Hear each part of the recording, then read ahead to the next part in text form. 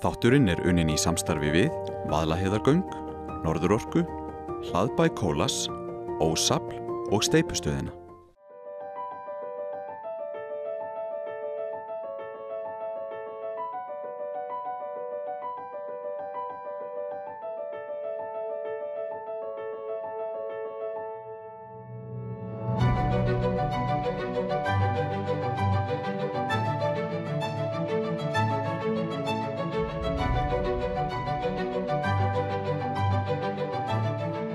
Júlí 2013 var viðhafnarsprenging í gangamunna Vaðlaheiðarganga Eyjafjarðarmegin sem markaði formlegt upphaf framkvæmdanna. Það var Sigmundur Davíð Gunnlaugsson, forsætisráðherra, sem sá að sprengja að viðstöddu fjölmenni. Var þetta ákveðið kikkað í þá nallinn? Það alveg að segja það. Þó ég hafi lengi haft áhuga á sprengjum, aðal á gamlárskvöld, þá þetta svolítið annað og ég hlakkaði til en þetta var ennþá stærra og skemmtilega en ég átti von á.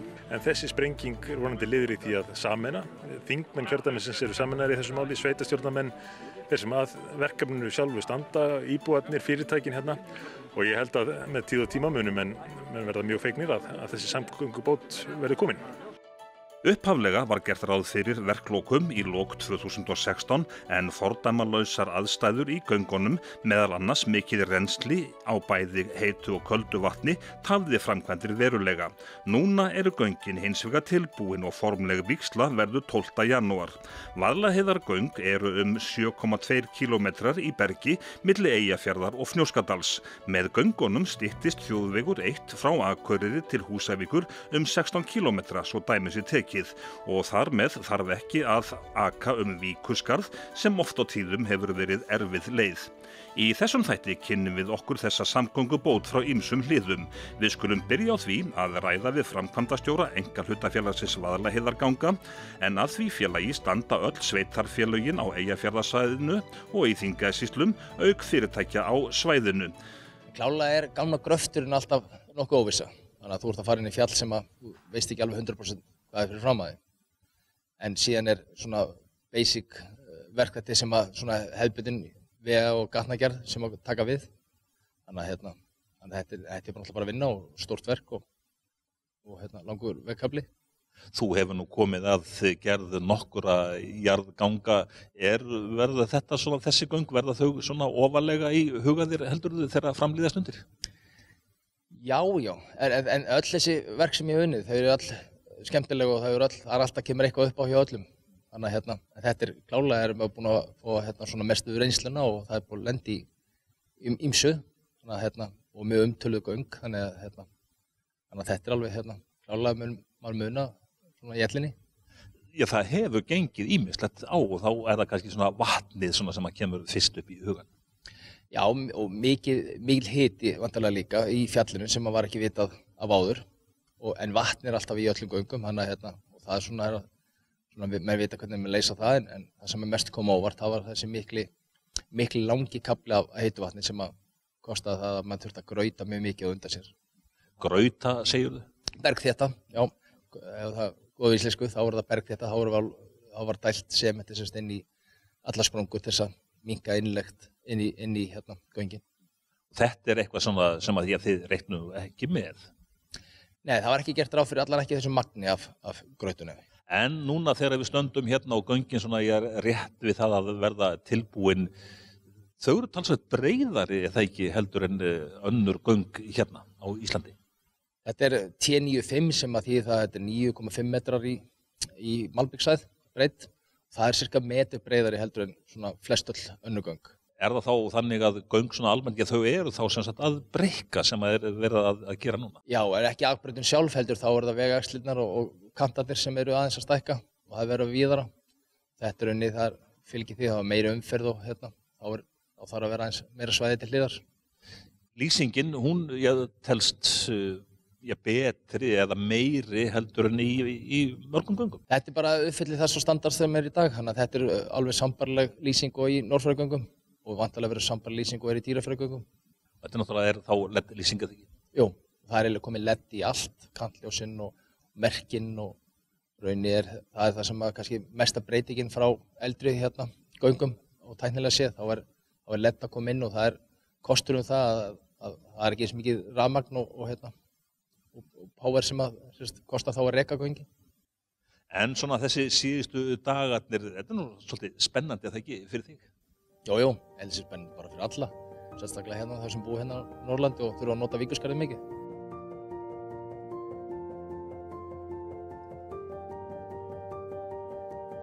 Já, Víkurskarðið, þegar við á N4 vorum að vinna að gerð þessa þáttar, lokaðist Víkurskarðið sem kom í veg fyrir að taka viðtöl í Þingeyjarsveit þann daginn. En veðrið lagaðist daginn eftir. Dagbjört Jónsdóttir, sveitarstjóri í Þingeyjarsveit, bindur miklar vonir við Vaðlaheiðargöngin, rétt eins og aðrir íbúar sveitarfélagsins. Gangamunnin í Fnjóskadalnum einmitt í sveitarfélaginu Þingeyjarsveit, en Dagbjört þarf oft að fara yfir í Víkurskarðið. Ég hef lent í ófærð og blind bil, en ég hef ekki setið föstar, nei. En íbúarnir hérna, þeir kunna nú ýmsar sögur væntanlega ófarir á skarðinu. Já, og það bara að verða töluvert algengt að menn eru veðurteftir og þurfa að kaupa sér gistingun og Akureyri, komast ekki yfir skarðið, þannig að það bara núna nýlega sem að það var. Og hafa lent í ógöngum þarna, alveg klárlega. Þessi göng sem að senn verða tilbúin algjörlega fyrir umferð, hversu mikilvæg eru þau fyrir íbúa Þingeyjarsveitar? Já, göngin eru gríðarlega mikilvæg fyrir Þingeyjarsveit og fyrir svona búsetu skilyrði í Þingeyjarsveit. Bara leyfi ég og eiga eftir að hafa mikil áhrif á svona búsetu gæði. Leyfi ég mér að fullyrða þó að við vitum náttúrulega aldrei fyrir en þau eru komin í gagnið. En það náttúrulega eru væntingar og íbúar hér í Þingeyjarsveit eru að sækja mikið þjónustu inn á Akureyri. Þetta náttúrulega mun stækka atvinnusvæðið og nú þegar tölvert það að íbúar Þingeyjarsveitar vinnin á Akureyri og sjá þá tækifæri eða bjartara framöndan í því að keyra í gegnum göngin. Og svo þetta líka bara svona aukin fjölbreytileiki í að sækja menningu og menntun inn á Akureyri. Og svo ekki síst bara öryggislega séð fyrir heilsugæslu, sjúkrahús, fæðingahjálp og svo framvegis. Þannig að öryggið það eykst til mikilla muna. Já, alveg klárlega og við horfum alltaf mikið til þess. Þetta eru náttúrulega bara öruggari samgöngur í fyrsta lagi og það að losna við þennan þröskuld sem Víkurskarðið að það náttúrulega veitir öryggi og öruggari samgöngur og að sækja þjónustu og heilbrigðisþjónustu.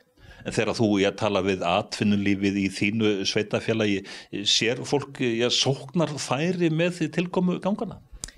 Já, ég held að sé líka kannski með nefna ferðaþjónustuna þar. Það náttúrulega er að lengjast ferðatímabilið og það náttúrulega þegar að flogið til Akureyrar, eða ferðamenn koma til Akureyrar, þá náttúrulega koma þeir ekki hingað ef þeir komast ekki yfir Víkurskarðið.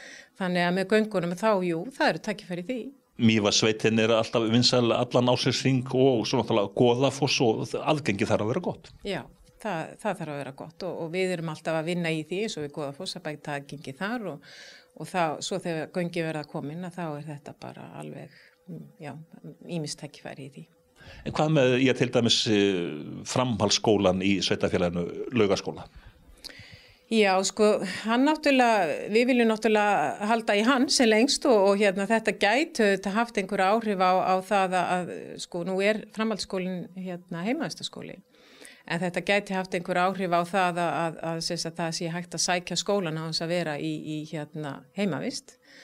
Ég held að þetta þegar ég að tala um menntun þá erum við auðvitað líka að sækja menntun til Akureyrar og göngin virka í báðar áttir þannig að Akureyringar geta líka þá sé tækifæri í að koma hingað. Hvað heyrist þið svona á íbúunum þegar þeir koma saman? Mikil tilhlökkun? Já, það mikil eftirvænting og menn eru búin að bíða náttúrulega lengi eftir þessum göngum og þannig að ég bara heyri það að það eftirvænting og alltaf verið að bíða eftir að þau opni og þau munu opna og þau munu verða tekin í gagnið og það verður mikill gleðidagur þegar það gerist. Og sveitarstjórinn fer í gegnum göngin mjög fljótlega eftir að verða tekin í notkun? Já, alveg bara mjög fljótlega fyrsta degi. Og þú ætlar þér ekkert að lenda aftur í ófærð á Víkurskarðinu að óþörfu? Nei, ég mun bara fara í gegnum göngin. Það bara svoleiðis. Hugum þessu næstaði veggjaldinu fyrir að aka Vaðlaheiðargöng. Það ekki innheimt í gjaldskýli heldur greitt með rafrænum hætti í gegnum veggjald.is eða tunnel.is. Við hittum stjórnarformann Vaðlaheiðarganga sem sér nú, eins og fleiri, fram á að verkið rétt við það að klárast. Þetta hefur kostað meira heldur en lögðu upp með, en ég hef nú haft orð á því að ég nú afskaplega þakklátur samt fyrir það að þessi framkvæmd hefur lukkast án þess að það voru alvarleg slys á fólki sem þarna hefur unnið vegna þess að það hafa verið mjög krefjandi aðstæður. Hefur verið vandað til verka á öllum sviðum? Ég ætla nú ekki að kveða upp dómum allt sem hefur verið gert en auðvitað hafa allir verið að leggja sig fram og örugglega hægt að gera ýmislegt betur og það eru auðvitað hlutir sem að menn skoða einfaldlega í eftirmála svona framkvæmdar en ég ætla ekki að væna neinnum annað en að hafa lagt sér fram allavega. Hvað með öryggis þættina, svona það sem að þú þekkir til, vel að verki staðið þar?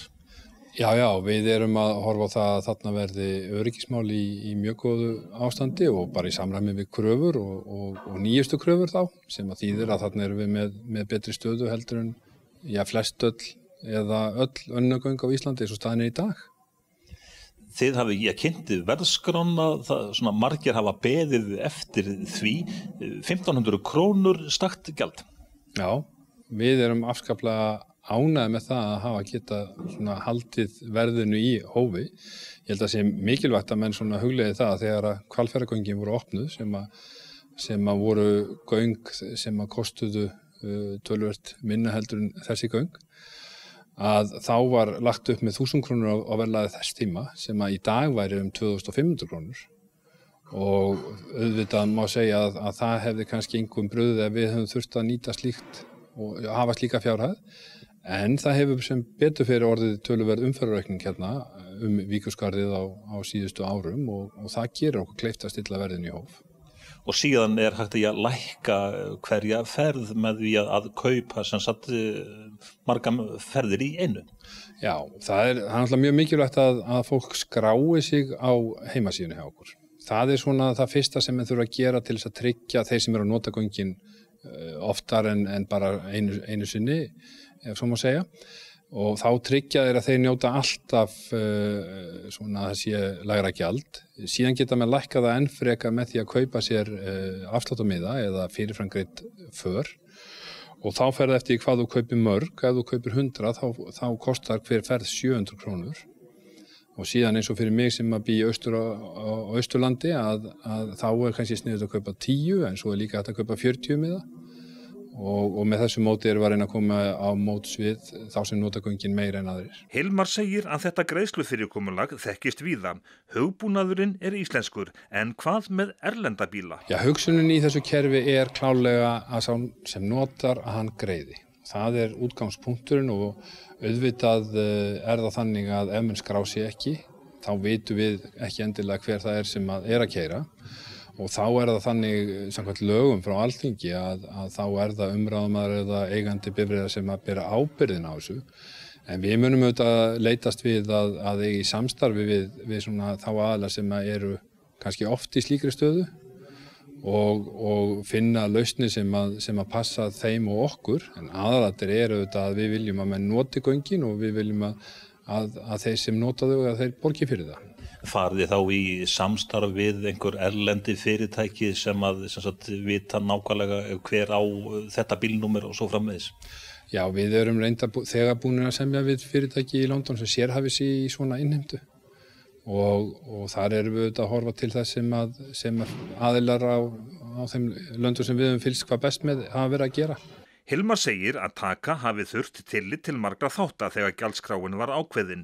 Meðal annars hafi þurft að velta fyrir sér svokölluðum greiðsluvilja fólks. Þetta töluverð fræði og auðvitað lítið búið að gerast hérna á Íslandi kannski það sem menn hafa rannsakað. Það ákveðin aðilar sem að hafa lagt sig fram að vera að rannsaka þetta og meðal annars hér við Háskólann á Akureyri. En það alveg rétt, við hugsuðum mikið þetta og það má segja að það sé svona tvennt sem að togist á þegar menn ákveða gjaldið, að það annars vegar að reyna að tryggja gjaldið þannig að menn noti göngin og hins vegar að reyna að tryggja við nógu miklum fjárhæðum til þess að borga það lán sem við höfum fengið og það verður bara að segjast alveg svo að við teljum að miða við okkar forsendur og að þá eigi þetta duga þó að gjaldið sé ekki hærra en þetta og að gjald upp á 1500 krónur og aðilar hafi öll tök á því að lækka það en frekar, það vonandi þýðir að það verði mikill greiðsluvilji. Kostnaðurinn við göngin 15 milljarðar og síðan bætast við 2 milljarðar í vaxtakostnað, þetta 17 milljarðar. Hvað gerir þið ráð fyrir að borga upp það lán á mörgum árum miðað við þær forsendur sem þið gefið ykkur? Já, sko, það kannski fyrst aðeins forsendunar að það má segja að sé svona 3 lykilatriði þegar kemur því. Það þessi greiðsluvilji, það umferðin og umferðarspá og það eru vextir á lánin okkar. Varðandi vextina að þá höfum við fjármögnun frá ríkinu sem hugsuð sem tímabundin og hugsunin var alltaf að freista þess að fara á markað eftir 2-3 rekstrarár og kannakort við fengjum þannig einkafjármögnun. Það verður auðvitað bara komið í ljós hvernig það gengur. En okkar plön mið allavega við að við séum þá að borga 4,2% vexti verðtryggða, það sé ekki meir en það. Og miðað við það ætti þetta geta gengið upp.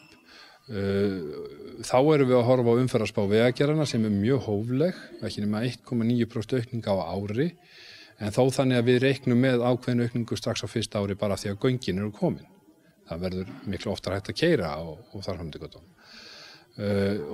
Og þannig að við erum að vonast til þess að þessar 3 forsendur standist og þá erum við að sjá það fyrir okkur og höfum reynda fengið staðfest frá sérfræðingur sem hafa nú skoðað þessi göng hvað varðar fjárhæðin, IFS greining, að það sé raunhæft að þetta verði endurgreitt á 28 árum.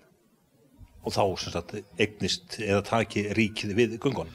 Já, þá uppleggið að einfaldlega eins og ég skil þetta að ríkið bara fái þá göngin eins og með svipuðum hættu og nú var með Hvalfjarðargöng og gjaldtöku verði hætt. Höldum þessu næst á hreppsskrifstofu Svalbarðsstrandarhrepps en gangamunnin Eyjafjarðarmegin einmitt í því sveitarfélagi.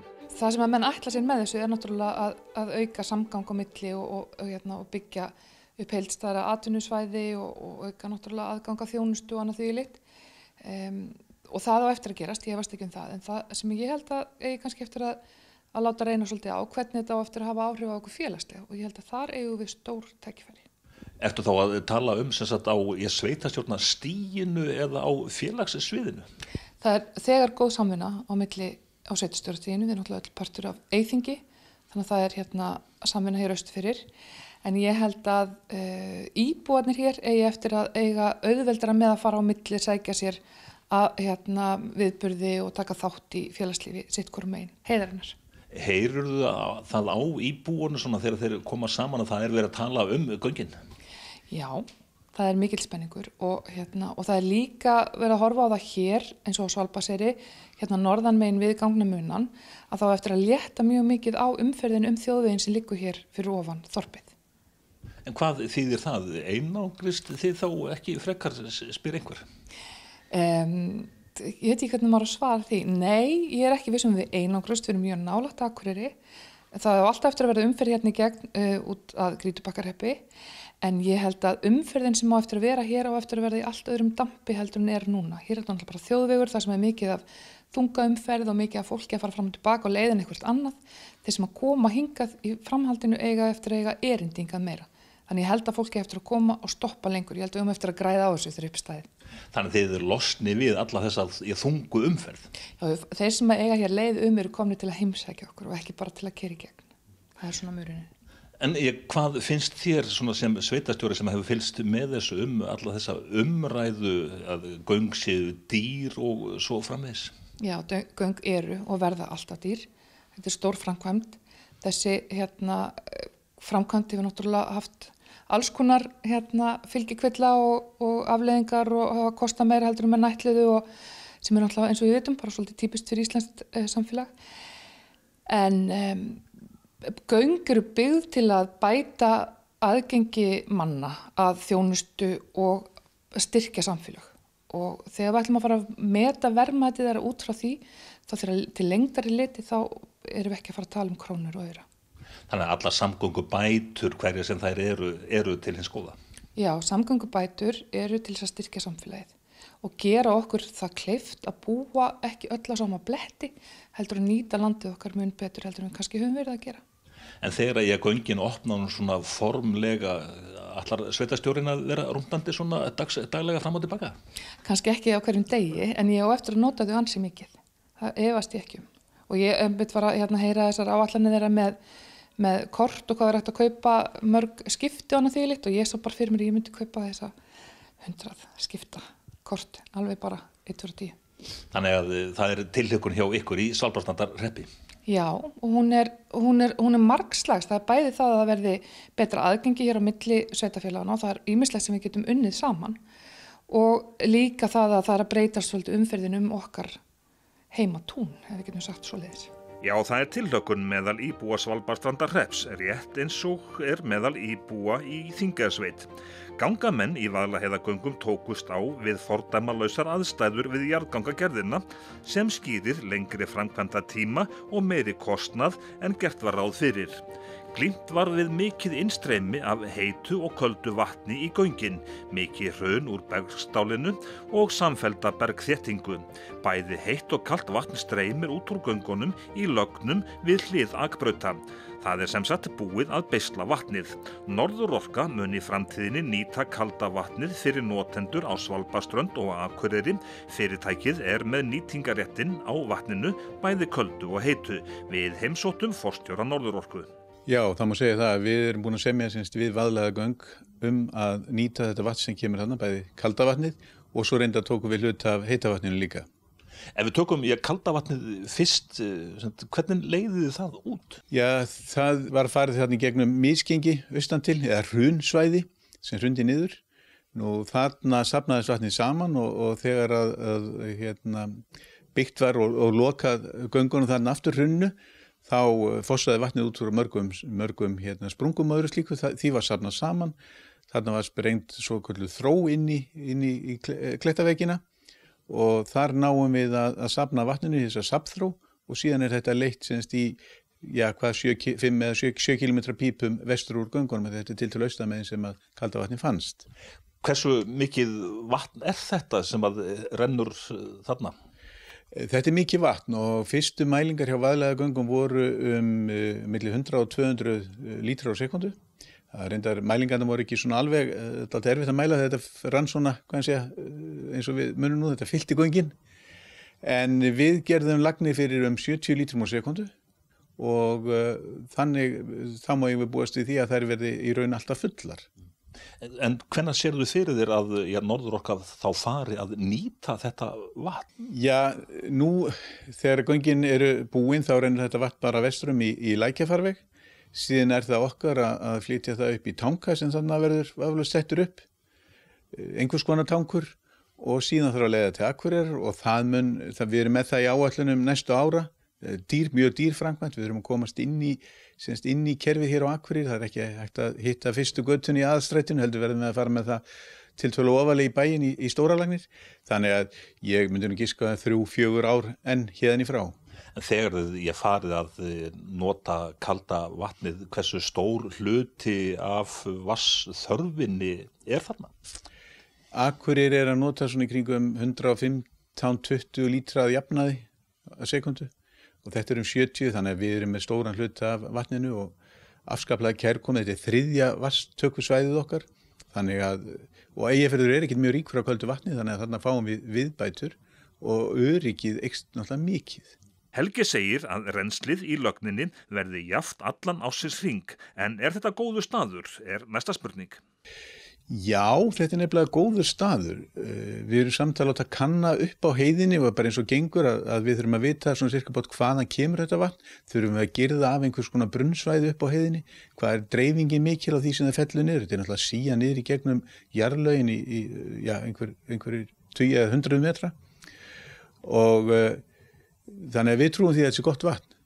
Og forstjórinn líkir þessu öllu saman við lottóvinning. Ég hef sagt áður, þetta er lottóvinningu fyrir samfélagi við Eyjafjörð, alveg klárlega.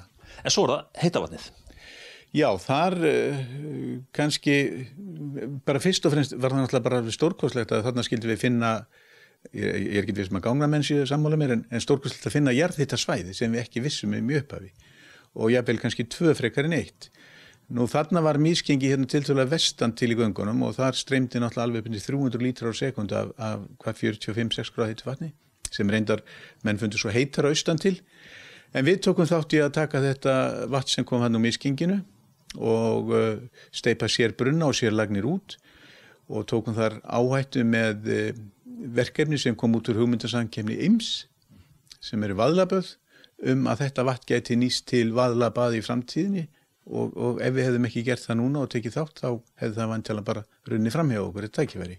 Hvar er það verkefni statt núna? Sérðu fyrir þér að þessi hugmyndasamkeppni, hún leiði til þess að það verði eitt góða veðurdag sett upp vaðlaböð? Nú er ég ekki alveg inn í þeim máli en ég trúi því að við séum þá allavega búin að þetta var skemmtileg tillaga, vinningstillagan. Það var stofnað fyrirtæki hana, sem vinningsaðan var meðal annars þáttakandi og það er búið að vinna svona gróf samkeppni eða grófa hugmyndir framhaldið. Nú vatnið er þarna, þannig að ég bara trúi því.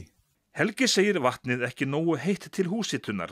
Hann segir afar mikilvægt að í Vaðlaheiði hafi fundist vatnskerfi sem ekki hafi verið vitað áður. Við erum búin að setja upp rannsóknar áætlun fyrir Vaðlaheiði en við hefum svona aðeins verið orðið að ýta henni fram í tíman og þetta er mjög dýrt að rannsaka ofan af fjallinu. Það þarf að bora djúpar hitastígulsvolu til að kanna hitan og finna hvar kerfið er í raun og veru. Er það norðan við göngin, sunnan við? Vegna þess að það þarf að bora niður í gegnum vatnsspeilin, kaldavatnsspeilin og fóðra allar holur, þannig að þetta er mjög dýrt en sannarlega verður það að rannsaka í framtíðinu, þarna kann að vera meiri hiti og mikið vatn. Hvað segir forstjóri Norðurorku nú sem sagt á að fara að taka göngin í notkun, ætlar að fara fljótlega svona í gegn á þínum einkabíl? Já, algjörlega og til það skildu hvers mann sér að nýta göngin vel og ég hlakka bara til að fá að sleppa við Víkurskarðið og ég segi bara því lík samgöngubót að komast austur á Húsavík á láglendi. Vel er hugað að öryggisbúnaði Vaðlaheiðarganga. Í göngunum eru 4 öryggisrými sem fólk getur farið í komi upp einhver vá. Já, þetta er tæknirými sem er með innbyggðu flóttarými og græna hurðin sem er fyrir aftan mig. Það er svona hurð og rými fyrir innan sem er allast þess að taka við fólki í neyð, ef allt fyllist að reykja í göngunum, þá er þetta að flýja þeir inn og það er sími til þess að hringi neyðarlínuna og slíkt. En annars er besta leiðin ef að menn var við reyk og ef menn komast út þá er að loka bara öllum hurðum á bílnum og koma sér sem fyrst út úr göngunum. Það er alltaf númer 1 en ef maður kemst ekki þá er þetta að leggja í útskoti og flýja þarna inn. Það eru nokkur svona rými í göngunum eða? Já, þessi tæknirými eru á 1,5 km fresti og eru þá 4 talsins í göngunum og þau eru öll með cirka sama fyrirkomulega með 150 fermetra rými á bakvið sig. Svona, hvernig virka þau? Þau eru þá sem sagt alveg loftþétt? Já, þau eru loftþétt og það eru tvöfaldar hurðir, brunahurðir og þegar ef það kemur upp í neyðarhamur þá hættir öll loftþétting inn í rými þannig að þetta er alveg brunahelt þar til að slökkviliðið kemur og bjarga fólki. Inn í þessi tæknirými kemst þó nokkuð fjöldi? Já, þetta er áætlað að koma fyrir 3 rútur, cirka 150 manns. Hvað með síma í göngunum, neyðarsíma? Það eru síðan neyðarsímar á 250 metrar fresti, það sem eru sérstaklega neyðarskápar. Það eru beintengdu sími við neyðarlínuna, þannig að ef menn taka tólið þá svara neyðarlínan. Þannig að þetta er ekki svona til að fikta. Og inn í neyðarskápanum er líka slökkvitæki, ef það þarf. En síðan eins og segir líka, það verður ekki samband í göngunum. Og vantilega besta aðferðin og fljótlegast er raunin bara að hringja á sinni eigin síma bara í neyðarlínuna og skrúa upp allar rúður í glugganum og loka fyrir loftarstinguna, auðvitaðkomandi loftaarstingu. En hérna í göngunum er nóg af vatni og hérna eru sem sagt brunahanar líka. Já, við höfum það heppnir að það er vatn í lögnum, nóg af vatni í lögnum.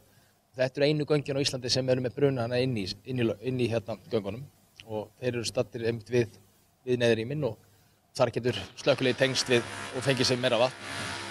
En hvað með slökkviliðið sem sagt, það er slökkviliðið á Akureyri sem er svona fyrsta útkallsliðið ef ég skilda rétt? Já, það er búið að funda öryggismál og viðbragðsáætlanir og það er sameiginleg svona ákvörðun að sveitarfélaganna að það er slökkvilið Akureyrar sem fer með forsvari með björgun og neyðar útköllum fyrir göngin og þeir eiga ekki verið með 6 mínútur á staðinn og í rauninni eru mjög vilbúnir þannig að það á að vera líða mjög skammi tími þá til að þeir koma.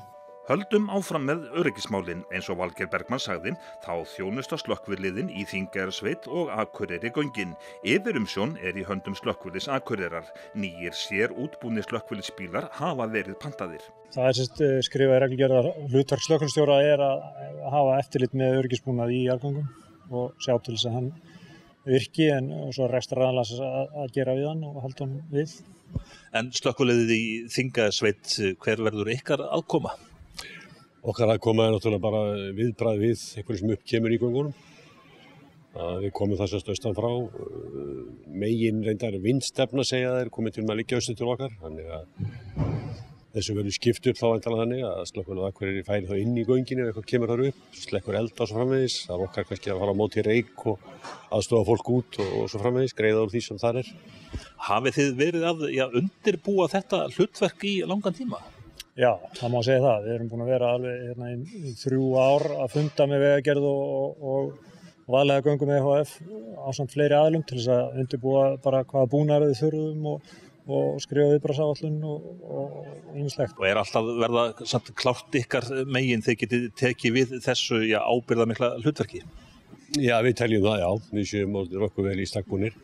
Reyndar fáum 2 bíla sem voru pantaðir eftir samningaviðræður við vaðlega göng EHF og verða sikkur megin við göngin. Þeir koma núna þegar líður á vori en við teljum okkur vera nokkuð vel í stakkbúna til að bregðast við. Þannig að það eru að koma nýjir bílar til ykkar sem eru sér hannaðir fyrir göng? Já, þetta slökkviliðsbílar og verða með björgunarbúnaði sem hægt að nota í öll útköll en þeir eru aðeins sér útbúnir fyrir jarðgöng til þess að tryggja bara öryggi okkar manna þannig að þeir komist nú heilir út aftur eða þurfa að fara inn í jarðgöng að slökkva eld. Þá vildum við láta vera með búnað sem væri með sérhannaður í þetta hlutverk. En komi upp eldur, það þá væntanlega í bílum eða hvað? Já, það er nú eiginlega það sem kannski mesta hættan það að komi eldur í bílum. Það er nú fátt annað þarna inni sem getur brunnið. Og náttúrulega hættan við það ef að kviknar í bílum inn í göngunum það náttúrulega hiti og reykur kemst ekkert nema þá eftir göngunum og við það skapast miklu meiri hætta heldur en það kviknar í bíl út á víðavangi og við höfum reynt eins og Óli sagði að samræma okkur svolítið líka eins og varandi fjarskipti, reykköfunarbúnað og svo framvegis. Ég fer að kaupa samskonar reykköfunarbúnað og þeir nota hér á Akureyri þannig að menn séu með sambærilegan búnað og samskonar búnað, þannig að það valdi ekki vandræði. Þannig að það verður töluverð og bara ansi mikil samvinna á milli þessara tveggja slökkviliða. Já, við sjáum að það verður ekki, sem betur fer þá nú litla líkur á að það gerist eitthvað í göngunum en við þurfum nú samt að vera viðbúnir því. En þetta mun kannski hafa miklu meiri áhrif á okkar daglegu störf bara varðandi þá útköll hinum með göngin eins og fyrir okkur hjá slökkviliði Akureyrar Því að nú allt í einu orðið styttra fyrir okkur að fara eins og inn í Fnjóskadal og Barðadal og þessa staði þannig að við þurfum væntanlega að fara í útköll þangað frekar en áður Þannig að ykkar viðbragðssvæði það kemur þá til með að stækka heilmikið eftir að göngin verða tekin í notkun. Já, landfræðilega þá stækkar svæðið töluvert hjá slökkviliði Akureyrar Semst að því að nú eins og samkvæmt ný útkomin í reglugerð starfsemi slökkviliðanna að þá skulu sveitarfélögin gera samstarfssamninga þar sem að vegalengdir eru styttri fyrir önnur slökkvilið. Þannig að það búið að við verðum að hafa hlutina þannig og semja það að slökkvilið Akureyrar skal bregðast við eins og eldum eða uppákomum sem í Fnjóskadal og þar sem að viðbragðstíminn styttri. Það eru semsagt ekki sveitarfélaga mörkin sem ráða ferðinni þegar svæði slökkviliða eru skilgreind, heldur nálægðin við viðkomandi slökkvilið og Vaðlaheiðargöngin gera það að verkum að starfsvæði slökkvilis Akureyrar breytist og stækkar. Þetta á líka við sjúkraflutninga og slökkvilistjórarnir eru fegnir því að þurfa ekki að fara yfir Víkurskarðið. Já, sérstaklega náttúrulega eins og allir þekkja bara á veturnar þegar tíðin erfið og þessi vegur er ekkert góður, þannig að þetta ekki bara fjarlægðirnar í kílómetrum, heldur þetta erfiðu vegur, bæði ströndin og Víkurskarðið, þetta mjótt og oft erfiðar aðstæður, sérstaklega bara að komast fram úr hægfara bílum og annað slíkt, þannig að viðbragðstíminn mun styttast verulega. En þið sem sagt ætlið að eiga svona góða samvinnu í framtíðinni brunavarnir og aðrar öryggisvarnir í göngunum? Já, við stefnum að því að hafa gott samstarf á því sviði og þó reyndar að þetta, eins og ég segi, kalli á slökkviliðið Akureyrar í fyrstu viðbragð, eins og í Fnjóskadal og austur. Þá komum við þá náttúrulega inn á okkar svæði til aðstoðar leið útkalli kemur, en eins og ég segi, í fyrsta viðbragð verður miklu styttra hérna frá Akureyri, þannig að... Og öll undirbúningsvinnan sem hefur verið sérstaklega undanfarið ár eða 2 ár, skulum við segja, að hún hefur verið, sem sagt, við höfum tekið fullan þátt í því báðir og verið með þessi samstarfi við fleiri slökkvilið hérna, og vorum samstarfi við slökkvilið austur á Reyðarfirði með, sem sagt, undirbúning fyrir jarðgöngin þar, sko. En þessi öryggisbúnaður sem í göngunum svona almennt séð, hvernig líst ykkur á? Okkur líst kannski vel á þetta sem við erum komin inn á núna, þegar við byrjuðum þetta spjallið, þessa fundi með Vegagerð og Vaðlaheiðargöngum og reyndar, slökkviliðinu Fjarðabyggð var þetta Norðfjarðargöngin. Þá var svolítið svona, hvað maður að segja, lítið hort á öryggisbúnað slökkviliða eða allan viðbragðsbúnað utanaðkomandi inn í jarðgöng á Íslandi, og þetta kannski svona, hvað maður að segja, við erum svolítið svona frumkvæðal að vinna að koma á svona einhverjum samningi og einhverju svona yfirliti við það hvaða kröfur menn gera til viðbragðsbúnaðar. Já, ég held að ég er sammála Bjarna í því, þetta náttúrulega búið að mikið frumkvæðal að starfa, því að við höfum ekkert svo mikið getað hort til annarra jarðgangna á Íslandi. Þetta hefur verið svona hipp sem haps hvernig þessi búnaðarmálum fyrir slökkviliðin hefur verið háttað, og við fórum bara svolítið í að finna svolítið upp hjólið og horfa til Noregs, sjá hvað þeir eru að gera, og þetta svona niðurstaðan, og vonumst til þess að fleiri getur svo hort til þessara niðurstöðu sem hjá okkur, og ég veit að Vegagerðin að horfa á það að koma upp viðlíka búnaði annars staðar á landinu, það sem eru jarðgöng. Atvinnulífið sér augljóslega ýmis sóknarfæri með tilkomu ganganna. Atvinnuþróunarfélag Eyjafjarðar samstarfsvettvangur atvinnulífsins í Eyjafirði og framkvæmdastjórinn sér fyrir sér að markaðssvæði fyrirtækja stækki með tilkomu ganganna. Atvinnuþróunarfélag Eyjafjarðar hefur einmitt komið að gerð ganganna með óbeinum hætti. Öll okkar tenging óbein í raun, en við erum náttúrulega hluti af þessu atvinnulífi og þetta náttúrulega gríðarlegur styrkur fyrir atvinnulífið að ná tengja stór svæði saman. Ef við horfum þá bara á atvinnulífið, hvernig nýtast göngin atvinnulífinu? Þetta verður náttúrulega gjörbylting gagnvart því að allt svæðið verður bara eitt atvinnusvæði, Siglufjörður og alveg austur og Húsavík og jafnvel aðeins austur fyrir það.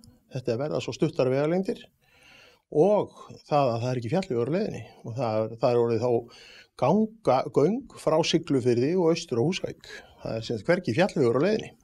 Þegar þú talar við fulltrúa atvinnulífsins á svæðinu, til dæmis á Akureyri, finnurðu sem sagt þennan hugsunargang hjá atvinnulífinu að atvinnusvæði sé að stækka? Já, menn gera sér alveg grein fyrir því að aðfangaöflun, þessi hreyfing á fólki og færa bæði vörur og fólk til, það verður allt auðveldara. Því veturinn okkur erfiður og við fengum að kynnast í núna, ekki mest í snjór sem hefur fallið í 50 ára eða svo á skömmum tíma. Þannig að þetta mun skipta atvinnulífið miklu máli, bæði vinnustæðinir og svo að menn geti hugsanlega unnið á fleiri stöðum, verið hreyfanlegri í vinnunni, því það ekki yfir fjallveg og ófærð að fara.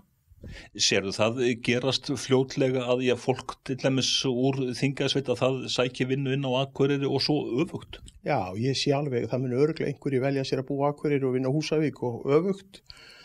Og gagnvart skólafólki með þessu sterka skóla hérna á Akureyri, þá þetta gríðarleg tækifæri líka gagnvart menntun, og það eitthvað sem við þurfum að byggja upp í framtíðinni, að mennta okkar fólk á iðn- og tæknisviði. Við verðum að ýta undir það og þarna stækkum við upptökusvæði verulega. Fólk getur stundað námið að heiman. En hvernig verður þetta svona, ég fylgst með þessu í framtíðinni, hefur það eitthvað verið svona rætt að gera einhverja rannsóknir áhrifin? Það hefur komið til tals einmitt að gera rannsóknir og ég veit að háskólinn mjög framalega í því og Hjalti þar, hann hefur svona allavega fylgst með þessum málum og við munum örglega ýta á það að sjá hvernig mun þetta standa með atvinnulífinu, hvernig mun þetta standa með unga fólkinu og skólunum og náminu. Því að ég held að við getum lært af því sem við erum að gera núna. Þetta ekki bara tapaður peningur, þetta ekki sokkið fjármagn, heldur munið að standa með svæðinu ég alveg vissum, en það væri gott að fá rannsóknir til að vita það raunveruleikin. Þannig að allar samgöngubætur eru til hins góða. Já, það alveg ljóst. Samgöngur í dag eitt af því sem mestu máli skiptir. Það ekki bara nóg að hafa netið, við þurfum líka að geta komist á milli með aðföng og með vinnuhafl. Það mikið talað í samkeppnishæfni sveitafélaga, samkeppnishæfni fyrirtækja. Já, nú erum við 2 atvinnuþróunarfélag á þessu svæði, það atvinnuþróunarfélag Þingeyinga og Eyfirðinga hér. Við vinnum mjög mikið saman og við sjáum alveg tækifæri í því að þetta mun bara samtvinna það starf ennþá frekar. Næsti viðmælandi okkar forseti bæjarstjórnar Akureyrar sem tekur í svipaðan streng og framkvæmdastjóri atvinnuþróunarfélags Eyjafjarðar. Það gríðarlega mikilvægt. Ég held að Akureyringar og Eyfirðingar allir bíði spenntir eftir að opni og geti þar með nýtt náttúruperlurnar sem við höfum hérna austan við fjallið og þjónustuna með öruggum hætti að vetri til. Þetta var algjörlega eftir að gjörbylta þessu samfélagi hér og eins fyrir þá sem búa fyrir austan að ná í þjónustuna sem hér og þeir þurfa að sækja hingað og það hefur bara sýnt síðan á síðustu dögum. Það hefur verið talað að atvinnusvæðið það stækki? Já, það náttúrulega stækka gríðarlega. Nú getur við bara unnið á Húsavík eða Akureyri og búa á hinum staðnum eða Mývatnssveit eða hvar þú vilt vera. Þannig að já, þetta stækkar og þjónustu svæði stækkar og það eflir allt svæði sem slíkt og eykur bara lífsgæði okkar sem búum á þessum landshluta. Það gríðarlegt magn af jarðvegi sem að kom úr göngunum á Akureyringa, þeir eru að nýta hann? Já, við erum svo heppin, einmitt. Þegar göngi komið, þá var tekin ákvörðun að fara í Drottningabrautastíginn sem göngustígur sem bæjarbúar bara held í elski, þú veist, þetta mest notaði stígur bæjarins. Og alveg gríðarleg bót á svona útivista möguleikum Akureyringa og svo voru sett sjá fyrir aftan okkur svolítið mikið á grjótúfu vaðlaheiðargöngum í væntanlegt flughlað. Akureyringar og fleiri hafa barist fyrir því að flughlað verði að veruleika sem þetta stækkað. Já, það baráttumál núna og það líka öryggisþáttur fyrir bara að halda þessum velli sem varaflugvelli. Fyrir þessa miklu aukningu á flugi sem hefur orðið á síðustu árum, þá þurfum við náttúrulega að byggja upp varavellina. Flughlaðir eitt hlut af því. Ef að þessi leið hefði ekki verið farin að nota grjótið úr göngunum í flughlaði fyrir aftan okkur sem kannski nú svo sem ekki alveg tilbúið, önnur leið hefði orðið miklu dýrari væntanlega. Miklu dýrari og væri sannlega þá ekki komið á þennan rekspul þó þannig að nú getum við byggt á því sem komið og styttra í takmarkið. En þú sem svona sveitastjórna manneskja, sér þú fyrir þér að samvinna sveitafélagana, hún eflist eitthvað með komu jarðgangana eða breytist? Já, ég held að þetta breyti því að auðvitað samgangurinn verði meiri, það auðveldar að hittast en við erum einhvern veginn, ég finn það að öll sveitafélagin í kring og á þessum landshluta orðið nokkuð samtaka það hvað svæðið þarf. Þannig að þetta bara eitt af því og tengir okkur enn betur saman sem svona heild. En á félagslega sviðinu sérðu það fyrir þér vantanlega? Já, bara á sama hátt. Þetta tengist allt, ég meina atvinnulíf, mannlíf, félagslíf. Ég meina þegar eitt eykst og samgangurinn eykst þá auðvitað lifnar, allt félagslíf og menningarlíf við. En þegar að þú ert á fundum á Akureyri eða ert að tala við þína bæjarbúa, heyrðu það á bæjarbúum að þeir séu spenntir fyrir göngunum?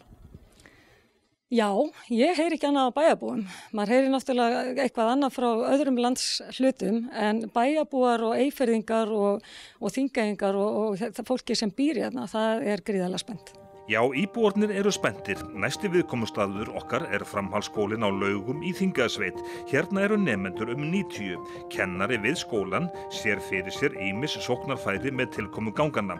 Göngin skipti því miklu máli fyrir alla starfsemi skólans. Já, gríðarlega mikilvæg. Bæði fyrir skólan sjálfan og svo fyrir nemendur okkar og starfsmenn og aðra íbúa hér á svæðinu.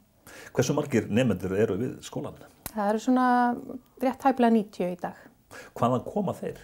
Allstaðar á landinu. Við erum með nemendur frá Vestfjörðum og Suðurnesjum og svo náttúrulega héðan í kring, bara allstaðar að. Þessi nemendur eru flestir með bílpróf væntanlega. Fara þeir heim helgar? Það rosalega misjafnt. Það fyrir náttúrulega eftir því hversu langt heim. Þannig sumir fara mikið heim, aðrir eru hér helgar. Þannig að þeir sem fara heim helgar og keyra margir þeirra fara þá yfir Víkurskarðið eða þá göngin, sem sagt.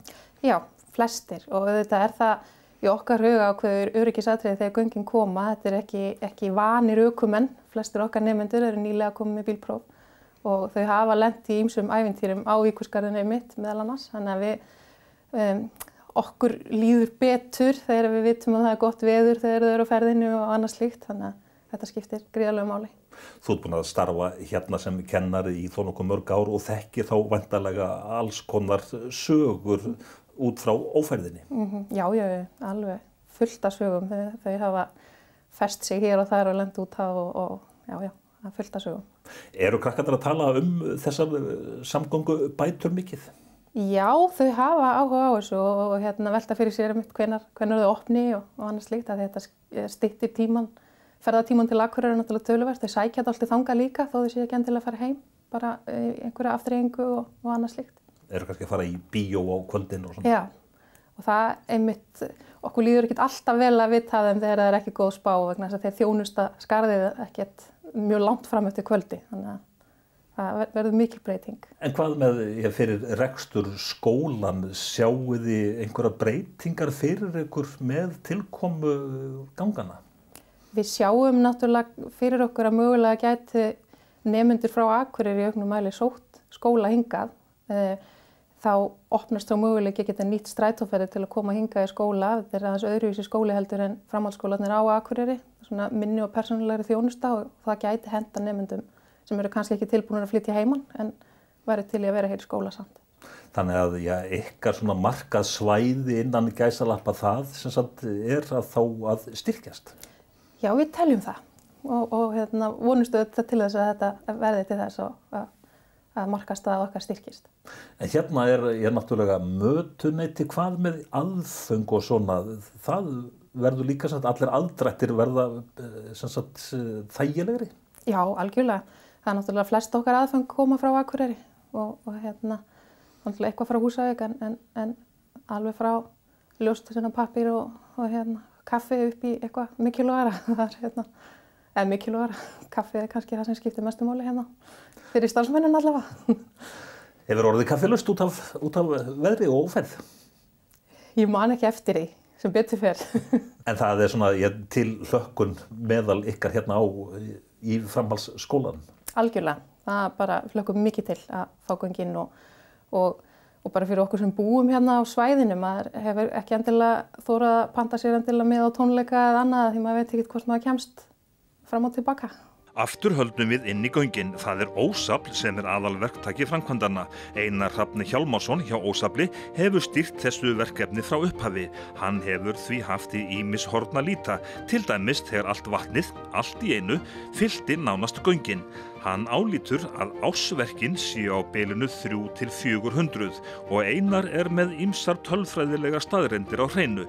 Byrjum á sprengiefninu. Það eru sirka 200 tonn sprengiefni sem fara í þetta en ég held að það er samt ekkert voðalega mikið samanborið við flugeldana sem við sprengjum á gamlárskvöld. Það er ekki 500 tonn sem eru sprengt, sem Íslendingar sprengja á hverju ári. Þetta er bara helmingurinn af því. Hvers konar sprengiefni er þetta? Þetta er fljótandi eða ekki? Jú, þetta er svona, fljótandi ammóníumnítrat sem er flutt inn í töngum.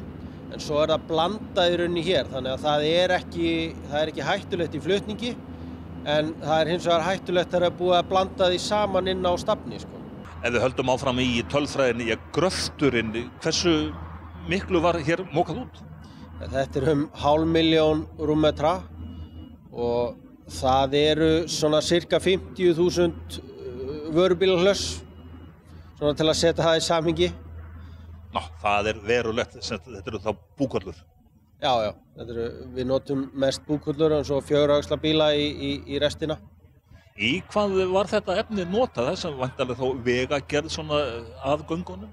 Já, þetta var náttúrulega notað í vegagerð sitt hvoru megin. Það er náttúrulega ansi langur vegur í Fnjóskadal frá Portál og niður að Brú og þar eru ansi stóra fyllingar líka og svo fóru eitthvað 120.000 rúmmetrar í í flughlaðið. Þannig að, og í Drottningabrautina fóru einhverju 40.000 rúmmetrar. Þannig að þetta notað víða? Þetta hefur verið notað víða og ég held að þeir sem hafa notið góðs af því hafa verið mjög ánægðir með það. Svo hefur maður svona heyrt af fólki sem var að koma hérna og svona fá eitt og eitt grjót bara í garðinn hjá sér. Já, það var svolítið það að fólk kom og var að betla svona stóra steina. Sumir vildu hafa minninguna, öðru vantaði bara grjót. En þó að sé búið núna að malbika allt saman, lagnirnar hérna undir, þær eru miklar.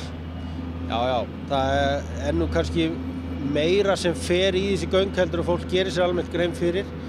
Og ég myndi halda að vera svona 80 km af lögnum sem að hafa farið hérna niður og allir sé ekki einhvers staðar á milli 200 og 300 km af rafmagnslögnum, rafmagnsköplum. Það ansi drjúgt. Já, þetta væri nógbyggingarefni í ansi mörg einbýlishús. En hvers konar lagnir eru þetta? Ég veit minnst að kosti vatnslagnirnar. Já, þetta heitavaslögn og kaldavaslögn og svo eru dreinlagnir meðfram öllu, svo eru ídráttalagnir og svo eru kaplarnir náttúrulega rafmagnskaplar, tengikaplar, í blásara, ljós og allan öryggisbúnað og skilti. Þetta bara ansi fljótt að koma þegar maður tekur þetta saman, sko. Og fyrir þig svona sem staðarstjóra, það eins gott að fylgjast með, ekki gott að hafa gleymt einhverju? Nei, það náttúrulega, það allir að fylgjast með og eftirlitið heldur okkur á tánum og verkstjórarnir hafa náttúrulega staðið sig gríðarlega vel, eru með allt á hreinu og við þurfum bara að sjá til þess að hafa úr nægu efni að móða og þá gera þeir þetta. En svona það sem kom upp á hjá ykkur, það þessi gríðarlegi vatnsflaumur, þetta var, hvað ég að segja, verkefnin til þess að takast á við. Já, þetta var náttúrulega ekki viðbúið, en það var ekkit annað að gera en að leggjast bara yfir hvernig var þetta að leysa það. Það svo einfalt. Það kannski einfalt svona eftir á. Þá var þetta að segja já, þetta var bara leyst en það fóru ansi margar nætur í að hugsa kannski hvernig ætti að leysa hlutina. Göngin þau fylltust af vatni, kom aldrei upp bara það augnabliks bara þetta búið. Nei, ég held að það hafi nú engin áhuga á því að hafa einhvern minnisvarða eitthvað klúður, sko. Það kom aldrei neitt annað til greina heldur en að klára þetta og þegar flóðið kom hérna á Fljótsdalsmegin þá var bara töflufundur á verkstæðinu hvernig hægt að hanna stórt dælusystem með því sem við höfðum hérna á svæðinu. Þetta var bara eins og bara þjálfarnir, það var bara töflufundur. Já, það bara þannig og allar hugmyndir eru vel þegnar. Við hugsaðum þetta í marga mánuði og alls konar hönnur sem komu að þessu. Svo á endanum var það staðarrafvirkinn sem var með bestu hugmyndina og menn hoppuðu á þann vagn. En göngin þau eru að verða tilbúin en þegar þau verða tekin í notkun, staðarhaldarinn ætlar hann þá bara að byrja á því að sofa út eða hvað? Já, ég held að það eru náttúrulega allir orðnir svona kannski freka lúnir núna þegar fer að líða að lokum. Þetta náttúrulega búið að vera næstu í 6 ár. Búið að vinna alla daga í nema jólafríin. Það eru einu fríin sem hafa verið tekin í þessi 6 ár sem þetta hefur verið í gangi. Þannig að það eru allir orðnir svona farnir að sjá það í hillingu þegar þetta klárast. Þannig að þú ert að fara í viku eða 2 vikna frí eða eitthvað svoleiðis. Já, allir maður skellir sér ekki smá frí. Já, staðarhaldarinn á klárlega gott frí inni, en hver lærdómurinn nú þegar göngin eru tilbúin? Þolinmæði, segir Valgeir, framkvæmdastjóri Vaðlaheiðarganga. Já, ég held að klárlega það sé þolinmæði og tíminn sýnir að þetta sé hægt og ekki hlusta á allan einhverja raddirnar, sko, en þetta er allt, það er tæknilega séð allt hægt, það tekur sem tíma og kostar pening, en á endanum þá mun þetta alltaf skila sér í ágóða fyrir þjóðfélagið. Svona verkfræðilega, er þetta flókið verk? Nei, gánagerð sjálf sér ekki flókin. Hún er en þetta er alltaf sama rútínan. En svo koma upp svona atriði eins og með grautun og heitt og kalt vatn og hrun og svoleiðis sem að þá reynir aðeins á. Undanfarna daga þegar að Víkurskarðið hefur verið lokað, þá hafa farið hér sem sagt í gegn sjúkrabílar, eða ekki? Jú, leið á rauninni var fært að keyra, þá var ákvörðun að leyfa neyðarakstur í gegn og það hafi farið fjöldi allur af sjúkrabílnum og það þeir eru bara mjög ánægð með það. Ég giska nú á að þú sért nú búin að fá nokkur símtöli núna svona undanfarna vikur þar sem að ýmsir svona mikilvægir hafa reynt að telja trú að þeir ættu að fá að fara í gegn. Já, það er svo sem ekkert margir sem eru mikilvægir en aðrir en það hafa allir spurt og allir reynt að komast í gegn og það er bara, þetta er þolinmæði og menn verða aðeins að bíða, þetta er alveg að detta inn og vonandi bara klárast þetta fyrir næsta skafl. Þú ert nú búin að taka á móti ansi mörgum gestum svona í gegnum tíðina, fólk hefur áhuga á þessu. Já, það er gríðarlega áhuga á jarðgangagerð á Íslandi og ég held rauninni að þetta verkefni sé kannski það sem búið að opnast fyrir svona fólki að fylgjast með. Við erum bæði búin að halda út í Facebook síðu og birta reglulega myndir og stöðun af verkinu og svo eins og höfum við tekið á móti fjöldan allavega hópum til þess að sýna hvernig gánagerð fer fram og rauninni til að útskýra út af hverju þæfinnar hafa orðið og biðja fólk að vera þolumótt. En sem sagt, göngin svona rétt það bil að verða tilbúin, er það léttir hjá þér? Já, ég held að sé bara létt fyrir mig og alla sem að koma að þessu verki. Það er alveg saman hvort þessi verktakinn eftirlitið eða verkkaupi. Ég held að sé allir fegnir að þessi loks að opna þau fyrir umferð. Þannig að það er eitthvað sem allir búin að stefna að og eru allir mjög glaðir með það. Heildarlengd Vaðlaheiðarganga með vegskálum 7,5 kilometrar. Til samanburðar eru Vestfjarðagöng undir Breiðadals og Botnsheiði samtals 9,1 kilometr. Lengri leggur Héðinsfjarðarganga 7,1 kilometri og Hvalfjarðargöngin eru 5,8 kilometrar að lengd. Vegir að Vaðlaheiðargöngum, austan og vestan Vaðlaheiðar 4 kilometrar.